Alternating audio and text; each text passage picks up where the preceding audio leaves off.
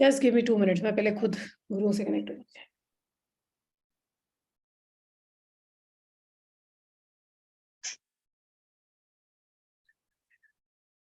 Everybody, please कमरे में बहुत झूल है, mute yourself.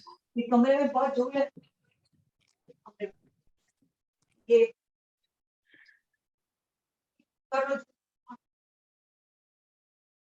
ओके, पहले मैं जतिन के क्वेश्चंस आंसर कर देती हूँ। जतिन ने 3 क्वेश्चन पूछा है। If you are doing chanting like 108 mala per day, can we break?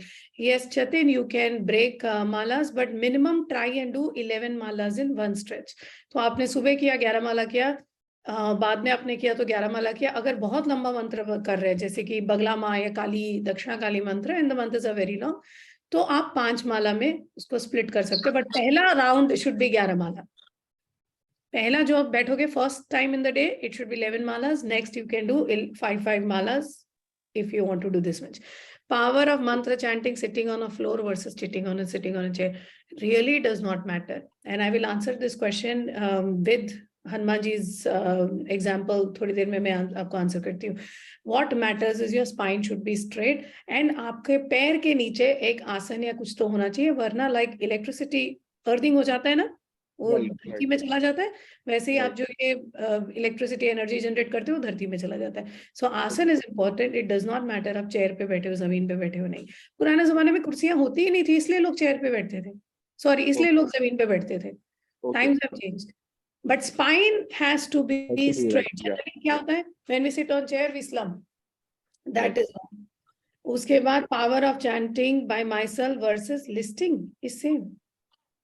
So it's like अगर आप रिसाइट कर रहे हो और आप सुन रहे हो कोई मंत्र, listening. Okay.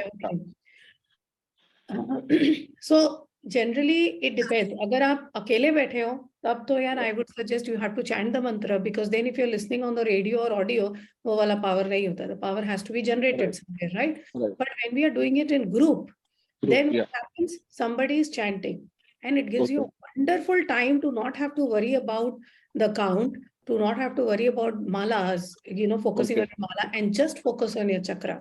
So this time definitely the listening matters. And also because जब हम लाइव बैठते हैं, प्रॉपर गुरुजी का मतलब आह्वान होता है, शक्तियों का आह्वान होता है, प्रॉपर जिस तरह से हम लोग साधना करते हैं वैसे साधना करते हैं. सो लाइव के टाइम पे when you are sitting in a group, it does not matter.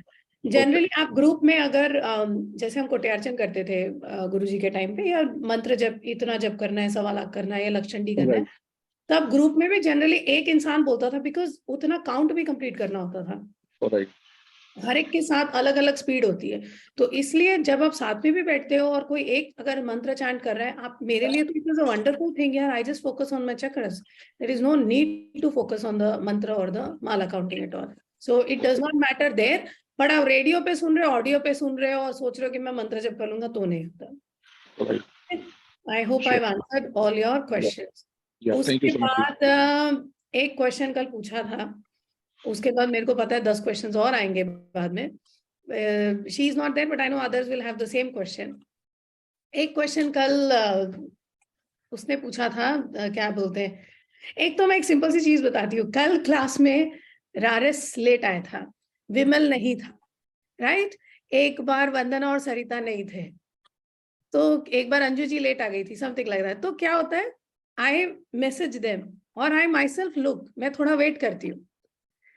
तो सोचो अगर मैं वेट कर रही हूँ और आप लोगों ने ये नियम बना दिया कि मैं रोज आधा घंटा भगवान के साथ बैठूंगा, भगवान की पूजा करूंगा, तो आपको क्या लगता है, जैसे मैंने नोटिस किया, भगवान नहीं नोटिस करता होगा? अगर एक दिन आपने पूजा मिस किया, अरे यार आज क्या हो गया इसको, आज क्या हो गया, कि सपोज सरोजिनी आंटी आज क्यों नहीं बैठी पूजा पे, इज देयर समथिंग रॉन्ग? फिर उसको भगवान थोड़ा सा सोचेगा, एक दिन नहीं बैठे, दूसरे दिन नहीं बैठे, तीसरे दिन भगवान विल डेफिनेटली सी कि क्या हो गया, मेरा भक्त आज क्यों नहीं मेरे को याद कर रहा है. Because it is a bond of love. जहाँ प्यार होता है ना, when you have boyfriend girlfriend में क्या होता है, एक दिन मैसेज नहीं किया, एक घंटे, 10 मिनट में मैसेज नहीं किया, तो यार क्या हो गया, where are you? So imagine भगवान को कितना लगता होगा. So this kind of, when you, जो जतिन ने पूछा 108 माला, जब आप एक नियम बनाते हो ना कि मैं रोज जो है इतना माला जपूंगा, भगवान का आपके साथ एक बहुत स्ट्रॉन्ग कनेक्शन बनता है। जिस भी इष्ट की आप पूजा कर रहे होते हो, जिसकी भी आप साधना कर रहे होते हैं, उसका एक बहुत स्ट्रॉन्ग कनेक्शन बनता है। फिर आपकी लाइफ में जो बाधाएं आती है ना, फिर भगवान खुद केयर करते हैं। And personal experience, when people come to me, मेरे से जप नहीं होता, ये है वो है, डिफिकल्ट है। I am right now above 40, I have been chanting since I was in class 8 में। I must have been what 11 years old, 12 years old. तब मैं एक माला जपती थी। आज तक मैंने अनुष्ठान कभी भी नहीं छोड़ा। एंड मैंने कभी अनुष्ठान से ये नहीं एक्सपेक्ट किया कि ये सिद्धि मिल जाएगी। सिद्धियां अपने आप आती है, सिद्धियां लेके आप करोगे क्या? सिद्धियों का मिसयूज भी मैं कर चुकी हूँ, and I have seen the result. आपको कुछ लोग होता है, मेरे को ये सिद्धि मिल जाएगी, वो सिद्धि, वो जो सिद्धि मिलती है तो भैया वो ईगो भी आता है, आप मिसयूज भी करोगे। और मैंने तो इसलिए किया, मेरे को तो अब लग रहा था नहीं नहीं मैं मिसयूज नहीं कर रही हूँ, मैं तो टेस्ट कर रही हूँ। टेस्ट करने के चक्कर में जो मेरे साथ हुआ, आई नो दैट एक्सपीरियंस। इसलिए फॉरगेट एवरीथिंग एल्स। एक आपको एक नियम बनाना चाहिए कि मैं रोज दिन में कम से कम 32 मिनट का रूल होता है, 32 मिनट या चलो 15 मिनट ही मैं रोज जो है बैठूंगा या बैठूंगी, मैं कम से कम इतना माला जपूंगा या जपूंगी। और आप भगवान से अपना ऐसा बॉन्ड बनाओ कि जब आप किसी दिन बीमार हो या किसी तकलीफ में हो और आप नहीं कर पाए, तो भगवान खुद भक्त के बारे में सोचे। जैसे होता है क्लास में जब कोई नहीं आता है, आप कि यार आज क्यों नहीं आया, कुछ ना कुछ होगा, ठीक है। ऐसा इसीलिए नियम इज सो इम्पोर्टेंट। इसीलिए मैंने बोला नवरात्रि में आप लोग इस टाइम पे रोज बैठोगे, बिकॉज जब आप लोग नियम सेट करते हो तो वहां पे भगवान के यहाँ भी घंटी बजती है। अरे यार विमल बैठा, चलो पूनम जी बैठी, जया जी बैठी। And then when you build this bond with God, then you see how your life changes. So this is very very important. उसके अलावा मैं बाद में English, I will explain everything in English later, right now I am just explaining everything in Hindi. One question was प्रारब्ध। कल मेरे को उर्मी ने पूछा था कि प्रारब्ध तो मतलब अच्छा सा एक्सप्लेनेशन है, अच्छा सा बहाना है। जब आप लोग अपना कर्म नहीं, अपना नसीब नहीं चेंज कर पाते हो, लाइफ में मुश्किल होती है, जब कोई रेजोल्यूशन नहीं दिखता है, तो लोग बोलते हैं यार तुम्हारे कर्म है, तुमने पिछले जन्म में ऐसा किया होगा, इसलिए तुम्हारे साथ इस जन्म में ऐसा हो रहा है। मैं भी जब छोटी थी, मैं भी जब नहीं समझती थी कर्म, तब मुझे भी यही बात लगती थी। जब जब मुझे लगा कि यार मेरे को तो समझ आ गई है, ये आप लोग बेवकूफ बनाते हो प्रारब्ध के नाम पे, ऐसा कुछ नहीं है, आपके पास कोई रेजोल्यूशन है ही नहीं, इसलिए आप लोग ये सब बातें बनाते हैं। बट जब मैं धीरे धीरे खुद एक्सपीरियंस करने लगी, खुद जब मैंने साधनाएं की, खुद जब अब मेरे को जब महाभारत समझ में आता है, अब जब जाके रामायण समझ में आता है, अब जाके राम और कृष्ण समझ में आते हैं। पहले तो Ram and Krishna are some भगवान, फिर धीरे धीरे समझ में आता है यार भगवान तो थे, पर आए क्यों थे धरती पे, मानव का रूप क्यों लिया था, कुछ ना कुछ हमको सिखाने के लिए आए थे। दूसरा है, एक गलत धारणा है कि विक्टिम ऑपरेसर, कि पिछले जन्म में तुमने किसी का पैसा चुराया तो इस जन्म में तुम्हारा पैसा चोरी हो, पिछले जन्म में तुमने इसको सताया तो इस जन्म में वो तुमको सताएगा, है ना। ये सबसे गलत थियरी है जो हमको सिखाई गई। पिछले जन्म में अगर कोई बहुत रोबीला, बहुत गुस्सैल था, बहुत पावरफुल था, तो इस जन्म में क्या वो गरीब भिखारी बन जाएगा? आप लोग खुद ही सोचो। पॉसिबल है कि एक जन्म के अंदर उसका पूरा का पूरा रंग, रूप, ढांचा, उसका सब कुछ चेंज हो जाएगा? ऐसा हो सकता है? नहीं हो सकता। पिछले जन्म का पुलिस, पिछले जन्म का जनरल, पिछले जन्म का प्रधानमंत्री, इस जन्म में भी वैसा, अगले जन्म में भी वैसा ही पावरफुल पैदा हो, वैसा ही दिखेगा। अगर पिछले जन्म का 6 फुट का आदमी अगले जन्म में जाके 5 फुट का नहीं बनता है। पिछले जन्म का जो पुरुष होता है वो अगले जन्म में जब औरत बनता है ऐसा होता है, तब उसके जो वो औरतें होती है, कोई कोई जो बहुत मैनली होती है, जो बहुत उनके अंदर पौरुष बहुत स्ट्रांग होता है, वैसा वाला ही बन के पैदा होगा। वो एकदम suddenly Aishwarya Rai type, feminine सा, एकदम महिला टाइप नहीं पैदा होगा। आप जैसा पिछले जन्म में रहे होंगे इमीडिएट पास्ट बर्थ में, आपका ये जन्म वैसा ही होगा करीब करीब। तो ये वाली जो थियरी हमको सिखाई गई थी कि तुमने पिछले जन्म में लूटा था इसलिए इस जन्म में तुम्हारा लूट रहा है, तुमने पिछले जन्म में उसको सताया था इसलिए उसको, ऐसा नहीं होता है। तुमने पिछले जन्म में उसको सताया था इसीलिए तुम इस जन्म में भी उसको सता रहे हो।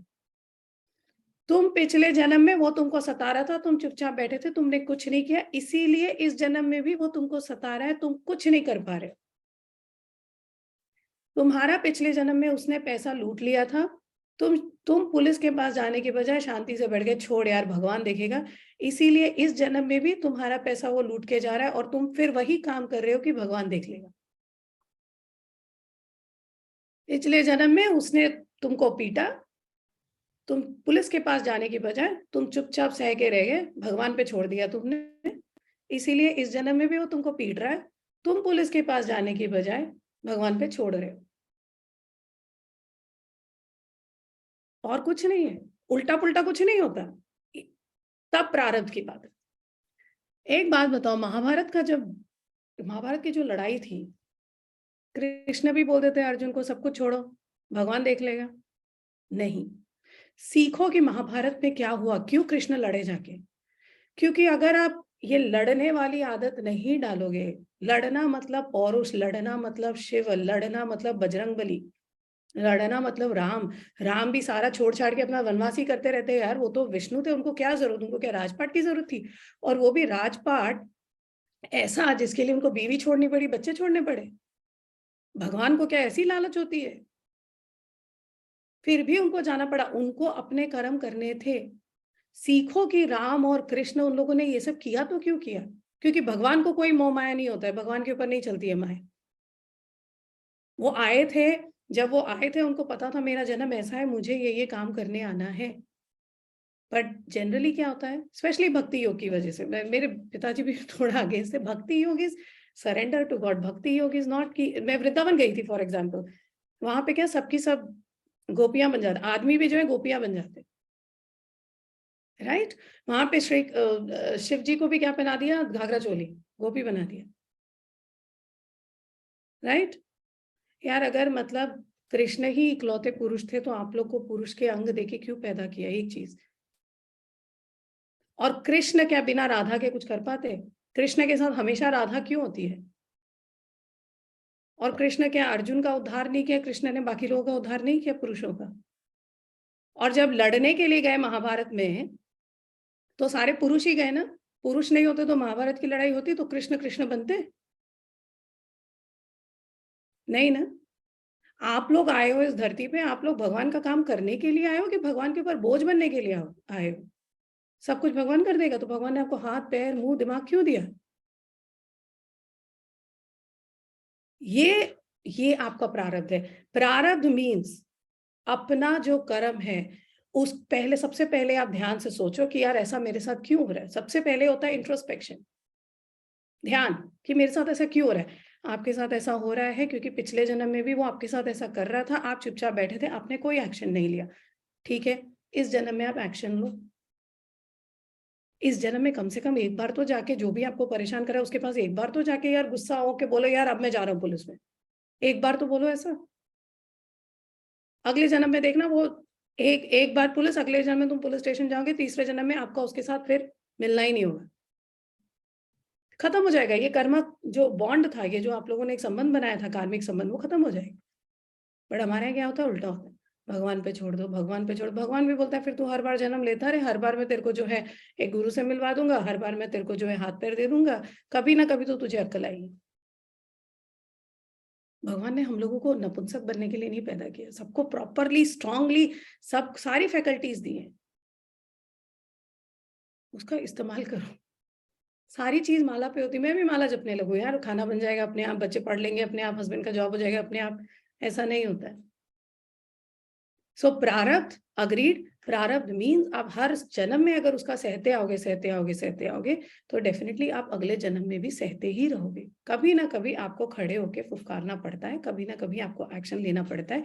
इसीलिए कृष्ण को भी महाभारत में जाना पड़ा, इसीलिए अर्जुन को अस्त्र उठा के लड़ना पड़ा। But unfortunately most of the gurus जो है हिंदुइज्म के, उन्होंने कुछ और सिखा दिया और पब्लिक वो मान गई, बिकॉज पब्लिक को भी क्या है यार, ये बड़ा आसान है ना, भगवान है। अच्छा, दूसरा क्या सिखा दिया, मन से फॉरगिव कर दो। मैंने तो यार, मैं नहीं चाहता, मैंने मन से जो है फॉरगिव कर दिया, मैंने मन से उसको क्षमा कर दिया, अब अगले जन्म में मेरे को उससे नहीं मिलना।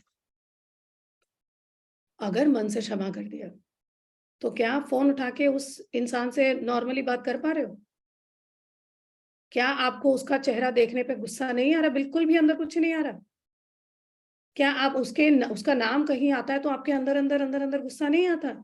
या डिस्गस्ट नहीं आता, या दुख नहीं होता, मतलब कोई फॉरगिवनेस नहीं हुआ।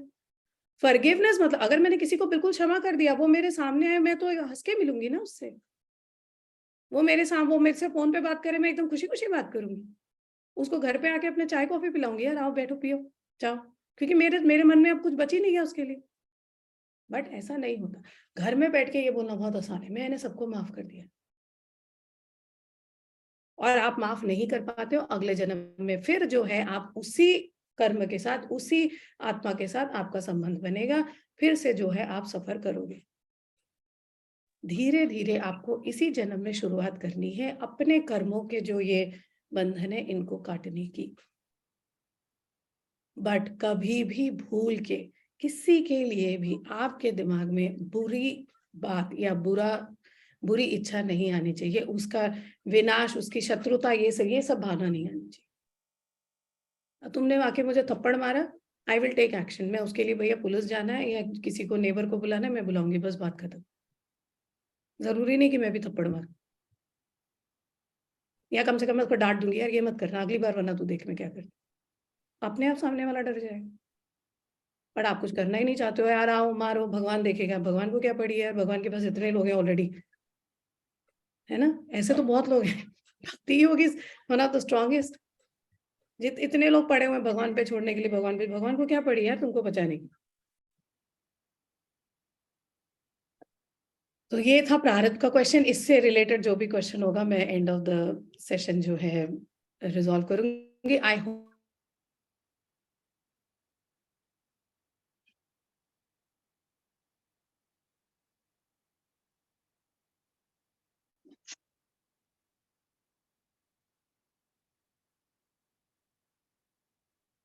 पता है, बिकॉज उसकी अलग अलग कहानियां है, वो मैं कल बताऊंगी। बट जनरली वायु तत्व के द्योतक है, एंड जब आप कहानियां पढ़ोगे तो इट इज वेरी सिमिलर, वो आईवीएफ के समान है। मैं वो उसके ऊपर कल या परसों में जब भी बताऊंगी कि वायु पुत्र क्या, वायु तत्व क्या, everything. But Kesari Nandan, and Kesari जो थे वो बृहस्पति देव के पुत्र थे, इसीलिए बृहस्पति देव का जो है रक्त हनुमान जी के उसमें भी है, इसीलिए हनुमान जी जो है उनके भी, हनुमान जी के, अगर हनुमान जी की पूजा करने वालों के साथ गुरु ग्रह जो है बहुत प्रसन्न होते हैं। एक और चीज मैं बता दूं, इस नवरात्रि के 9th डे जो है तारा जयंती आ रही है, तो हम लोग तारा माँ की भी पूजा करेंगे, एंड तारा माँ एंड बृहस्पति ग्रह भी रिलेटेड है। सो तारा माँ, बृहस्पति ग्रह, हनुमान जी, ये सारे के सारे हम पूजा करेंगे इस नवरात्रि में, इन सबको हम प्रसन्न करेंगे इस नवरात्रि में। एक मिनट,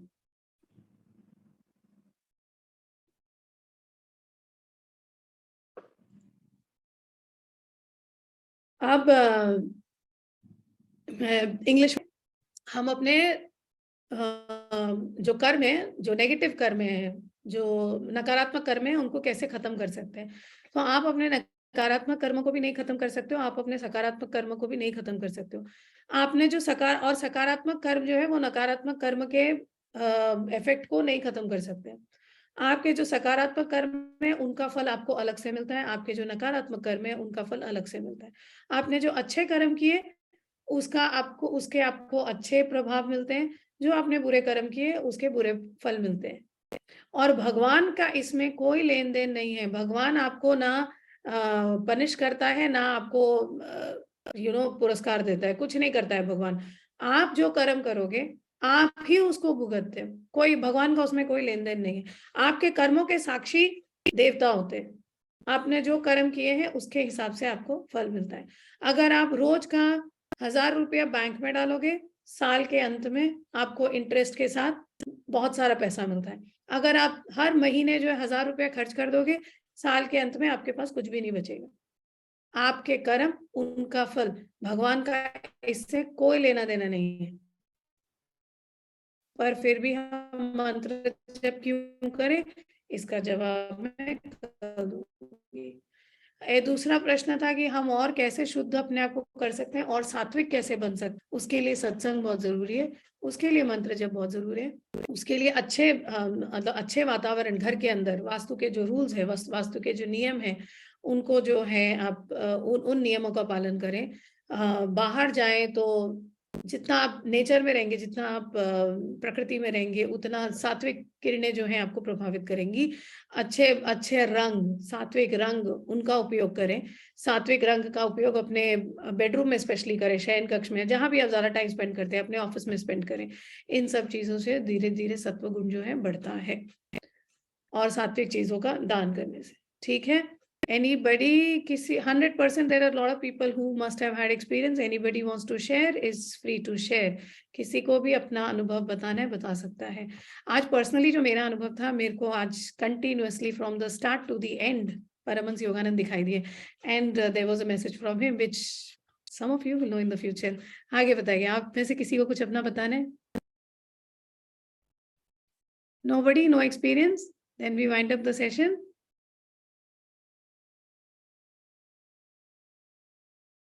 हाँ, जय गुरुदेव। थैंक यू दीदी। जय गुरुदेव। जय गुरुदेव, जय गुरुदेव, जय गुरुदेव।